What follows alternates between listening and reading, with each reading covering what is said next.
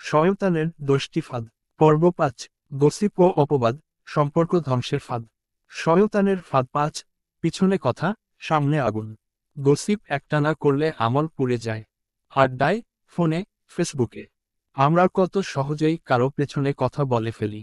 আর শয়তান পেছনে দাঁড়িয়ে হাসে। সে জানে 1 মিনিটের গীবত হয়তো 1 মাসের ইবাদত মুছে ফেলবে।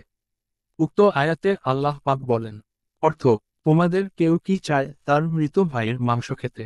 তোমরা তো তা ঘৃণা করো।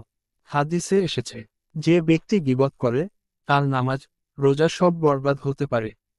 শয়তানের কৌশল, কথার নামে অপবাদ চালিয়ে দেয়, অন্যের ভুল ছড়াতে উৎসাহ দেয়, তাকে আমি চিনি বলে বিশ্বাসযোগ্যতা তৈরি করে, ভালো মানুষের সম্মান হরণ করায়। ফলাফল কি? বন্ধুত্ব ও সম্পর্ক নষ্ট হয়, ঈমান দুর্বল হয়, আমল নষ্ট হয়ে যায়, নিজের পাপ বাড়ে, অন্যের নেকি বেড়ে যায়। সমাধান হিসেবে, নিজেকে গীবতের আসর থেকে সরাও। কেউ গীবত করলে থামাও। ভুল করতে চাইলে সরাসরি সম্মান রেখে বলো। নিজের মুখের হেফাজত করো। দোয়াটি বেশি বেশি পড়া, হে আল্লাহ, আমার জিহ্বাকে গুনাহ থেকে হেফাজত করো, আমাকে গীবত ও অপবাদ থেকে মুক্ত রাখো। গীবত ও অপবাদ শব্দের বিষ, যা শুধু অন্যকে নয়, নিজের ঈমানকেও গিলে খায়। পর্ব 6 আসছে।